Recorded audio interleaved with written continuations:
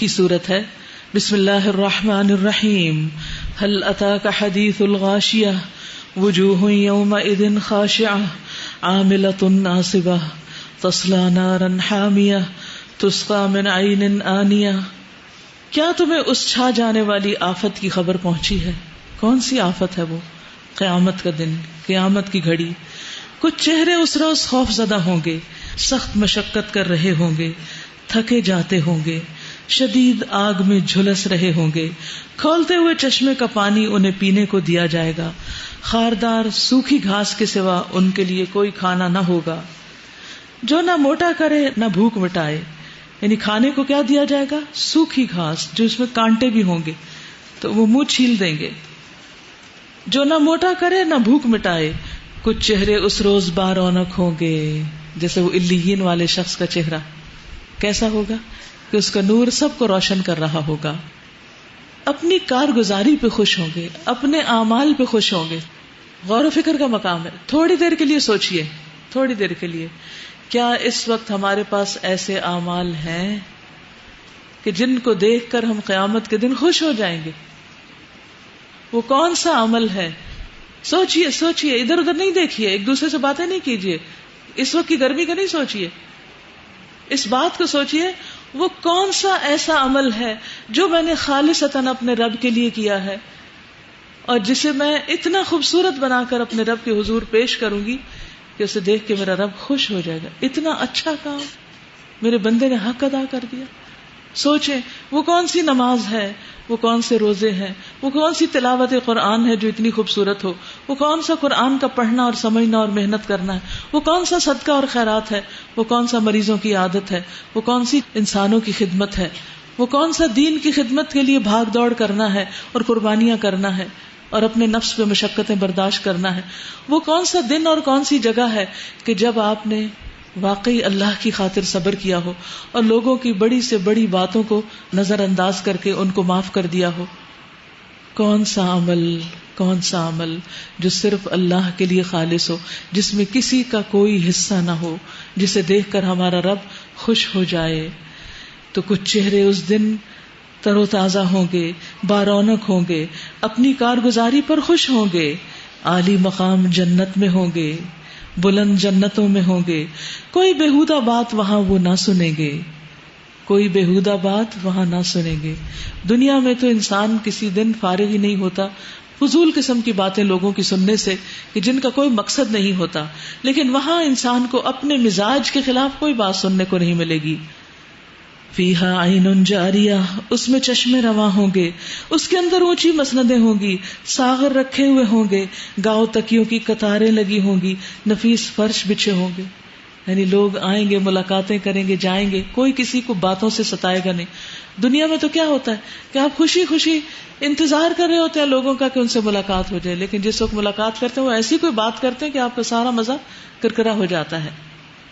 یہ لوگ نہیں مانتے تو کیا یہ اونٹوں کو نہیں دیکھتے کہ کیسے بنائے گئے؟ اللہ کی قدرت کی نشانیوں پر غور کریں. آسمان کو نہیں دیکھتے کہ کیسے اٹھایا گیا، پہاڑوں کو نہیں دیکھتے کہ کیسے جمائے گئے، زمین کو نہیں دیکھتے کہ کیسے بچھائی گئی. جس زمین پہ چلتے ہو اس کا بچھایا جانا، اس کے فرش کو دیکھو. اچھا تو اے نبی نصیحت کیے جائیے. بس آپ تو نصیحت ہی کرنے والے ہیں، کچھ ان پر جبر کرنے والے نہیں. البتہ جو شخص منہ موڑے گا اور انکار کرے گا تو اللہ اس کو بھاری سزا دے گا. ان لوگوں کو پلٹنا ہماری ہی طرف ہے، پھر ان کا حساب لینا ہمارے ہی ذمہ ہے. ثم ان علینا حسابہم، تو اللہ سبحانہ وتعالی سب کا حساب لیں گے. سورۃ الفجر من سے جو بے انتہا مہربان نہایت رحم فرمانے والا ہے. قسم ہے فجر کی اور 10 راتوں کی اور جفت اور طاق کی اور رات کی جب کہ وہ رخصت ہو رہی ہو. کیا اس میں کسی صاحب عقل کے لیے کوئی قسم ہے، کوئی نشانی ہے؟ فجر کی قسم اور 10 راتوں کی اشارہ ہے ذوالحج کے 10 دنوں کی طرف.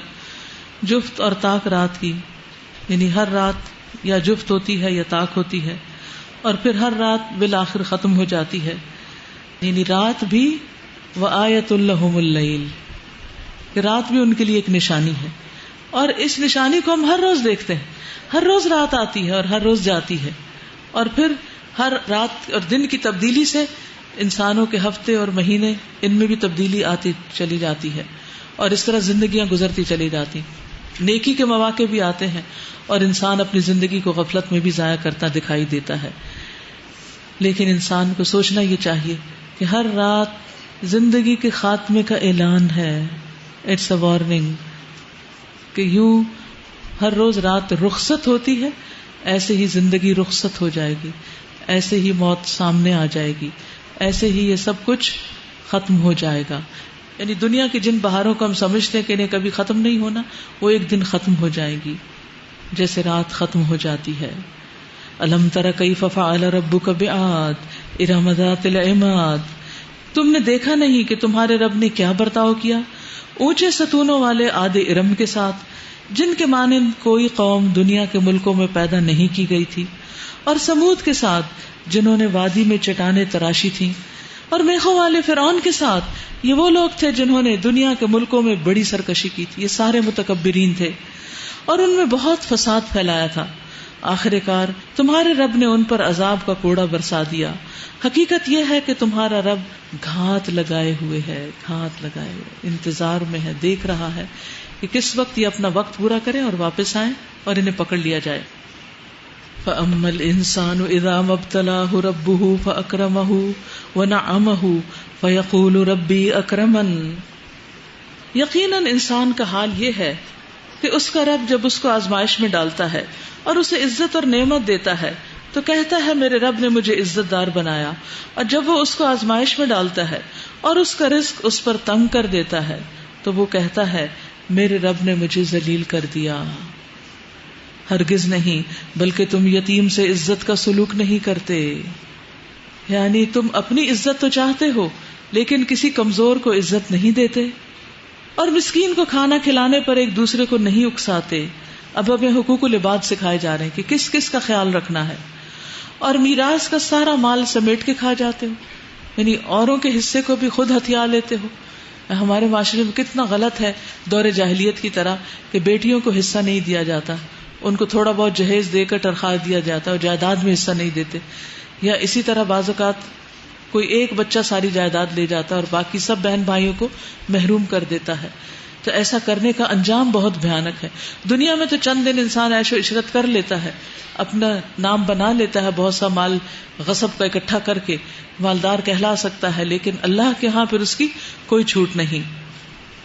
اور مال کی محبت میں بری طرح گرفتار ہو، اسی لیے تو سب کام غلط ہو رہے ہیں، کیونکہ مال کی محبت انسان کے لیے آزمائش بھی ہے اور اس کے لیے ہلاکت کا سبب بھی ہے، کیونکہ اسی سے انسان کے اندر بخل پیدا ہوتا ہے، اور جب بخل پیدا ہوتا ہے تو اس سے پھر اور کئی خرابیاں پیدا ہوتی ہیں.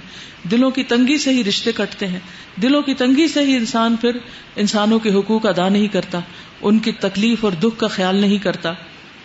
کلا اذا دکت الارض دکن دکا.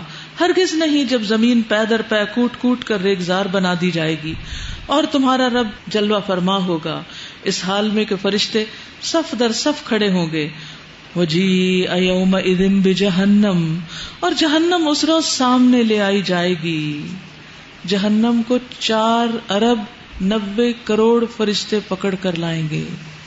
رسول اللہ صلی اللہ علیہ وسلم نے فرمایا جہنم کو لایا جائے گا، اس دن جہنم کی 70,000 لگامیں ہوں گی، اور ایک لگام کو 70,000 فرشتے پکڑے ہوئے کھینچ رہے ہوں گے، اور اس طرح جہنم اپنی جگہ سے اٹھا کر انسانوں کے بالکل سامنے لے آئی جائے گی. اس دن انسان کو سمجھ آئے گی، اور اس وقت اس کے سمجھنے کا کیا حاصل. عذاب کو سامنے دیکھ کر تو سب نصیحت پکڑتے ہیں. اگر سخت سے سخت انسان کو بھی کوئی پٹائی کرنے لگے اور اس سے پیٹ کے پوچھے تم یہ بات مانتے ہو کہ نہیں، تو وہ کہے گا مانتا ہوں. مار کھا کے تو سب مانتے ہیں، لیکن اصل بات یہ ہے کہ انسان عقل سے کام لے اور بن پٹے مان جائے. اس وقت سب کہیں گے کہ ہم مان گئے، لیکن اس وقت ماننے سے کیا حاصل. وہ کہے گا کاش میں نے اپنی زندگی کے لیے کچھ پیشگی سامان کیا ہوتا. پھر اس دن اللہ جو عذاب دے گا ویسا عذاب دینے والا کوئی نہیں، اور جیسا وہ باندھے گا ویسا باندھنے والا بھی کوئی نہیں. یا ایتھا النفس المطمئنہ ارجعی الی ربک راضیۃ مرضیہ فادخلی فی عبادی وادخلی جنتی. دوسری طرف ارشاد ہوگا اے نفس مطمئنہ اپنے رب کی طرف چل اس حال میں کہ تو اپنے انجام سے خوش ہے اور اپنے رب کے نزدیک پسندیدہ ہے. شامل ہو جا میرے نیک بندوں میں اور داخل ہو جا میری جنت میں. یہاں مطمئن نفس کی موت کا منظر بتایا گیا ہے کہ کتنے آرام سے اس کی جان نکلتی ہے اور کتنے آرام سے وہ اپنے رب کی طرف واپس چلی جاتی ہے. کیوں؟ اس لیے کہ اس جان کو اسی دن کا تو انتظار تھا, اسی موت کی تو فکر تھی کہ موت آ جائے گی تو پھر میرا کیا ہوگا, اور اسی کے لیے وہ سب تیاریاں کرتی رہی. یعنی ایک ایک دن گن رہی تھی وہ جان کہ کس دن اس جسم سے نکل کر آگے جا پہنچے, اپنے رب سے ملاقات کرے. نبی صلی اللہ علیہ وسلم نے فرمایا بندہ مومن جب دنیا سے رخصتی اور سفر آخرت پر جانے کے قریب ہوتا ہے تو اس کی طرف آسمان سے روشن چہروں والے فرشتے آتے ہیں. ان کے چہرے چمکتے ہوتے ہیں گویا کہ ان کے چہرے سورج کی طرح ہوں. ان کے پاس جنت کے کفنوں میں سے ایک کفن اور جنت کے حنوت میں سے ایک حنوت ہوتی ہے. وہ تاحد نگاہ بیٹھ جاتے ہیں دور دور تک جہاں تک اس کی نظر جاتی ہے. پھر ملک الموت اس کے سرہانے بیٹھ جاتے ہیں اور کہتے ہیں اے نفس مطمئنہ اللہ کی مغفرت اور خوشنودی کی طرف چلو. مجھے ایسے لگتا ہے کہ جیسے ماں اپنے بچے کو جگا رہی ہوتی ہے کہ چلو اب اٹھو صبح ہو گئی ہے, تو وہ بھی اس کے سرہانے بیٹھ کر اس کو کہیں گے کہ اب چلو اپنے رب کی خوشی کی طرف, رب تم سے خوش ہے. چنانچہ اس کی روح اس طرح بہہ کر نکل جاتی ہے جیسے مشکیزے کے منہ سے پانی کا قطرہ بہ جاتا ہے, یعنی گلاس کو ایسے کرتے ہیں پانی گر جاتا ہے, ایسے ہی اس بندے کی روح نکل جاتی ہے. ملک الموت اسے پکڑ لیتے ہیں اور دوسرے فرشتے پلک جھپکنے کی مقدار میں, بلنک آف این آئی سے بھی پہلے اس کی روح کو ملک الموت کے ہاتھ میں نہیں رہنے دیتے, بلکہ ان سے لے کر اسے کفن میں لپیٹ کر اپنی لائی ہوئی حنوت یعنی خوشبو اس پر مل دیتے ہیں, اور اس کے جسم سے ایسی خوشبو آتی ہے جیسے مسک کا خوشگوار جھونکا جو زمین پر محسوس ہو سکے. یعنی جیسے دنیا میں تم مشک یا مسک کو چھوتے ہو اور اس کی خوشبو بہت مزے کی ہوتی ہے, اسی طرح اس شخص کی روح سے اسی طرح کی خوشبو آتی ہے. لیکن اس نفس مطمئنہ کی علامت کیا ہے کہ انسان اپنے رب کے رب ہونے پر راضی ہو جائے. اور دلوں کے اطمینان میں سب سے زیادہ کیا چیز اضافہ کرتی ہے؟ الا بذکر اللہ تطمئن القلوب. سنو اللہ کا ذکر ہی بندوں کے دلوں کو اطمینان بخشتا ہے, تو اس لیے کسی بھی حال میں ذکر نہیں چھوڑنا. سورۃ بلد. بسم اللہ الرحمن الرحیم. لا اقسم بهذا البلد وانت حل بهذا البلد ووالد وما ولد لقد خلقنا الانسان في كبد ایحسب ان لن يقدر علیہ احد یقول اہلکت مالا لبدا. نہیں, میں قسم کھاتا ہوں اس شہر کی, اور حال یہ ہے کہ اے نبی صلی اللہ علیہ وسلم اس شہر میں تم کو حلال کر لیا گیا ہے, یعنی مکہ کے شہر میں آپ کی عزت آپ کی جان محفوظ نہیں. اور قسم کھاتا ہوں باپ کی اور اس کی اولاد کی جو اس سے پیدا ہوئی, یعنی آدم علیہ السلام اور ان کی اولاد. در حقیقت ہم نے انسان کو مشقت میں پیدا کیا ہے, یعنی یہ دنیا کام کے لیے بنائی گئی ہے. کیا اس نے یہ سمجھ رکھا ہے کہ کوئی اس پر قابو نہ پا سکے گا؟ کہتا ہے کہ میں نے ڈھیروں مال اڑا دیا. یہ دور جاہلیت کی باتیں ہو رہی ہیں کہ جن باتوں پر وہ فخر کیا کرتے تھے. وہ سمجھتے تھے کہ انہیں کوئی پوچھنے والا نہیں کیونکہ وہ سردار ہیں, اور انہیں اپنے مال خرچ کرنے پر بڑا مان تھا, فضول خرچی میں. ایحسب ان لم یرہ احد, کیا وہ سمجھتا ہے کہ کسی نے اس کو دیکھا نہیں؟ یعنی جو کچھ وہ غلط کام کر رہا ہے یا مال اڑا رہا ہے تو کوئی اس کو دیکھ نہیں رہا, یعنی اللہ سبحانہ وتعالیٰ اسے دیکھ نہیں رہے کہ وہ کس طرح اپنے مال کو ضائع کر رہا ہے. الم نجعل لہ عینین, کیا ہم نے اس کی دو آنکھیں نہیں بنائی کہ جن سے وہ دیکھتا اور سمجھتا؟ ولسانا وشفتین, اور ایک زبان اور دو ہونٹ نہیں دیے تاکہ وہ ان سے بولتا؟ وہدیناہ النجدین, اور دونوں راستے نمایاں کر کے اسے دکھا نہیں دیے کہ اچھا کیا اور برا کیا. اللہ تعالیٰ نے ہر انسان کی فطرت میں خیر اور شر کی پہچان رکھ دی ہے, مگر اس نے دشوار گزار گھاٹی سے گزرنے کی ہمت نہیں کی. اور تم کیا جانو کہ وہ دشوار گزار گھاٹی ہے کیا؟ کسی گردن کو غلامی سے چھڑانا, یا فاقے کے دن کسی قریبی یتیم یا خاک نشین مسکین کو کھلانا, یعنی جب خود بھی بھوک لگی ہو سخت. پھر اس کے ساتھ یہ کہ آدمی ان لوگوں میں شامل ہو جو ایمان لائے اور جنہوں نے ایک دوسرے کو صبر اور خلق خدا پر رحم کی تلقین کی. تو اس سے کیا پتہ چلتا ہے کہ انسان اس زندگی میں کچھ کرنے کے لیے آیا، محنت کے لیے آیا، مشقت کے لیے آیا. ہم کیا چاہتے ہیں عام طور پر؟ آرام. ہر وقت سونے کو مل جائے موقع تو سو جائیں، کچھ کھانے کو مل جائے تو کھاتے رہیں. ہر وقت نفس کی خواہشات کی تکمیل میں لگے رہتے ہیں، کبھی جسم کی کبھی جان کی، لیکن اللہ کا حق نہیں پہچانتے. تو جس شخص کو اللہ سے ملنے کی امید ہو، اسے چاہیے کہ وہ اپنے وقت کو صحیح راستے میں لگائے اور صبر سے کام لے اور ایک دوسرے پر رحمت سے کام لے، کیونکہ لا یرحم اللہ من لا یرحم الناس. اللہ اس شخص پہ رحم نہیں کرتا جو انسانوں پر رحم نہیں کرتا. ایک اور جگہ پر فرمایا الراحمون یرحمہم الرحمن ارحموا من فی الارض یرحمکم من فی السماء. رحم کرنے والوں پر رحمان رحم کرتا ہے. یعنی رحم کرنے والے کون ہیں؟ جو لوگوں میں اچھے دل کے لوگ ہیں، نیک لوگ ہیں. زمین والوں پر تم رحم کرو، وہ آسمان والا تم پر رحم کرے گا. اس کے علاوہ بھی بہت ساری احادیث ہیں جو انسانوں، جانوروں اور دیگر مخلوق کے ساتھ نرم برتاؤ اور رحم کا سلوک کرنے کے لیے کہی گئی ہیں. تو جو لوگ ایمان لائیں، صبر سے کام لیں، ایک دوسرے کے ساتھ رحمت و شفقت کا معاملہ کریں. 3 کام بتائے گئے، انڈر لائن کر لیجئے. آمنوا وتواصوا بالصبر وتواصوا بالمرحمہ. ایمان لا کر ایک دوسرے کو صبر کی تلقین کرنا اور ایک دوسرے کو رحم کی تلقین کرنا. صرف خود ہی نہیں کرتے، اوروں کو بھی ساتھ میں لاتے ہیں. اولئک اصحاب المیمنہ، یہ لوگ ہیں دائیں بازو والے، اور جنہوں نے ہماری آیات کو ماننے سے انکار کر دیا وہ بائیں بازو والے ہیں، ان پر آگ چھائی ہوئی ہوگی. آگ چھائی ہونے کا مطلب یہ ہے کہ انسان کو سانس بھی نہیں آئے گا. ورنہ تو کیا ہوتا ہے کہ اگر چاروں طرف گرمی ہو اور سر کے اوپر کچھ نہ ہو تو انسان سانس لے کے اپنے اندر کی گرمی کو وینٹ آؤٹ کر دیتا ہے. لیکن یہاں پر کیا ہوگا کہ کسی قسم کی کوئی سہولت نہ ہوگی. پڑھا کرتے تھے. مکی سورت ہے. بسم اللہ الرحمن الرحیم. والشمس وضحاها والقمر اذا تلاها والنهار اذا جلاها والليل اذا يغشاها والسماء وما بناها. سورج اور اس کی دھوپ کی قسم، اور چاند کی قسم جب کہ وہ اس کے پیچھے آتا ہے، یعنی جب سورج غروب ہو جاتا ہے تو چاند دکھائی دیتا ہے. اور دن کی قسم جب کہ وہ سورج کو نمایاں کر دیتا ہے، ہر شخص بغیر کسی مشقت کے سورج کو دیکھ پاتا ہے. اور رات کی قسم جب کہ وہ سورج کو ڈھانک لیتی ہے. اور آسمان کی قسم اور اس ذات کی قسم جس نے اسے قائم کیا ہے. یعنی یہ ساری نشانیاں بول بول کے بتا رہی ہیں تمہیں کہ کوئی ہے جو ان کو بنانے والا ہے، اور اس نے یہ سب کچھ بے مقصد نہیں بنایا.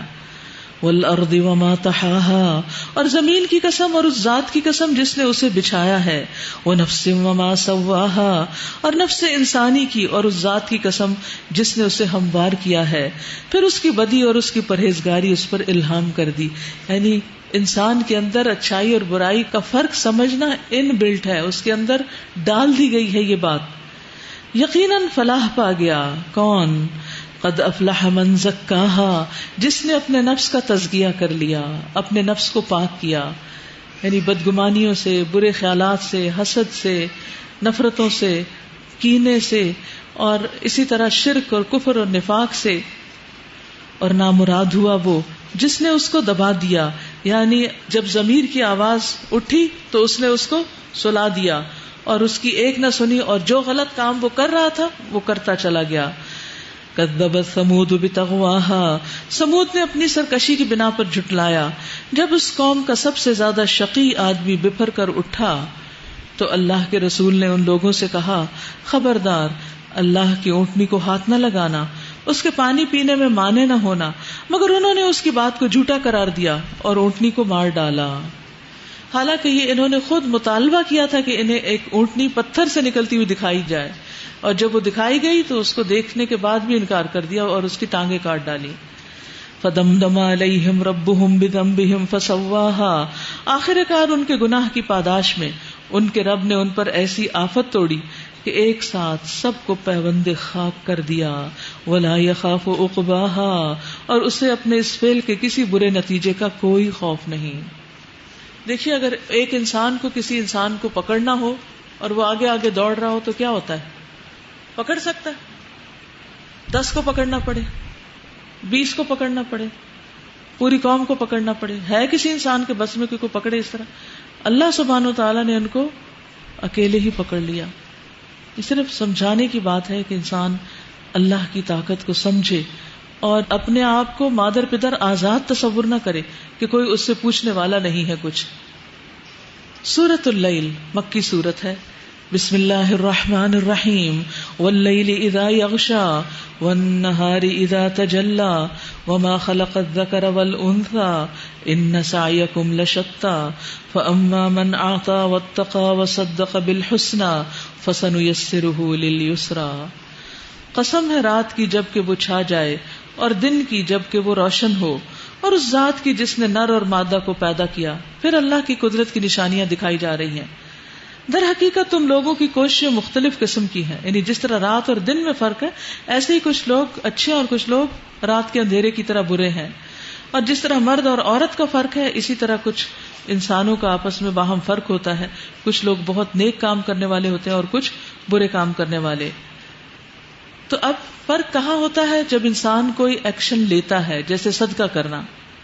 تو جس نے اللہ کی راہ میں مال دیا اور اللہ کی نافرمانی سے پرہیز کیا، یہ نہ سوچا کہ صدقہ کر لیا اب جو حرام کام چاہوں کرتی پھروں، پرہیز کیا اور بھلائی کو سچ مانا، اس کو ہم آسان راستے کی سہولت دیں گے. تو یہاں 3 کام بتائے گئے ہیں جو کامیاب لوگوں کی علامت ہے. اس میں کیا ہے؟ نمبر 1 اخلاص کے ساتھ اللہ کی نافرمانی سے پرہیز کرنا، اور پھر بھلائی کو، اچھی بات کو سچا کہنا، اس کی تصدیق کرنا، اور اللہ کی نافرمانی سے پرہیز کرنا. تو جو یہ کرے گا اس کی آخرت کی راہیں بہت آسان ہو جائیں گی. اچھا، جہاں تک اس کا تعلق ہے کہ انسان کے لیے نیکی کی راہیں آسان ہوتی، اس کا مطلب یہ کہ انسان کو نیکی کی توفیق ہوتی چلی جاتی. آپ کو پتہ ہے یہ ایک بہت بڑی بات ہے کہ توفیق ملنا، کسی کو کسی کام کے کرنے کا موقع مل جانا، نظر آنا نیکی کا کام کہ یہ کام ہے، پھر اس کے لیے حریص ہونا، پھر اس کے لیے کوشش کرنا، دعائیں مانگنا اور مسلسل سٹرگل کرنا حتیٰ کہ وہ نیکی انسان کر چکے. یہ اللہ کی رحمت کے بغیر نہیں ہو سکتا. ہم سمجھتے ہیں ہم اپنی مرضی سے نیکی کرتے ہیں، نہیں، نیکی کی توفیق اللہ ہی دیتا ہے. نبی صلی اللہ علیہ وسلم نے فرمایا تم میں سے کوئی شخص ایسا نہیں جس کا ٹھکانہ دوزخ اور جنت میں نہ لکھا گیا ہو. لوگوں نے عرض کیا یا رسول اللہ پھر تم اپنے لکھے پر بھروسہ کیوں نہ کر لیں اور عمل چھوڑ بیٹھے؟ آپ نے فرمایا کہ عمل کرو، اس لیے کہ ہر شخص کو اسی چیز میں آسانی ہوتی ہے جس کے لیے وہ پیدا کیا گیا ہے. جو شخص نیک بخت ہوگا اسے نیکوں کے عمل کی توفیق ملے گی. تو اصل کیا ہے؟ نیکوں کے عمل کی توفیق ملنا. اور جو بدبخت ہوتا ہے اسے بدبختوں کے عمل کی توفیق ملتی ہے. پھر آپ نے یہی آیت پڑھی فَأَمَّا مَنْ آتَى وَاتَّقَى وَصَدَّقَ بِالْحُسْنَى آخر تک. تو اس میں سیکھنے کی ایک بہت بڑی بات ہے. وہ کیا؟ کہ نیکی کرو، نیکی پاؤ اور اگلی نیکی کے لیے تیار ہو جاؤ. اللہ سبحانہ تعالیٰ پھر مزید مواقع دیتا چلا جاتا ہے. یوں لگتا ہے جیسے کوئی ٹیپ کھل گئی ہو اور اتنے نیکی کے مواقع ہوں کہ ان کو انسان کہیں سنبھال نہ سکے. وَأَمَّا مَن بَخِلَ وَاسْتَغْنَىٰ، اور جس نے بخل کیا، یعنی جس نے اپنا دل تنگ کیا، مال کا معاملہ ہو یا کسی کو حق دینے کا معاملہ یا خیر اور بھلائی کا معاملہ، اور اپنے خدا سے بے نیازی برتی اور بھلائی کو جھٹلایا، اس کو ہم سخت راستے کے لیے سہولت دیں گے.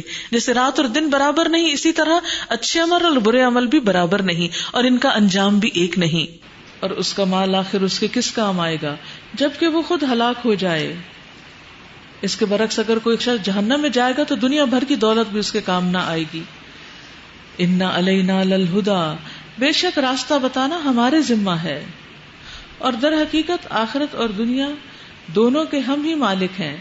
بس میں نے تم کو خبردار کر دیا بھڑکتی ہوئی آگ سے، اس میں نہیں جائے گا مگر انتہائی بدبخت جس نے جھٹلایا اور منہ پھیرا، اور اس سے دور رکھا جائے گا وہ نہایت پرہیزگار جو پاکیزہ ہونے کی خاطر اپنا مال دیتا ہے.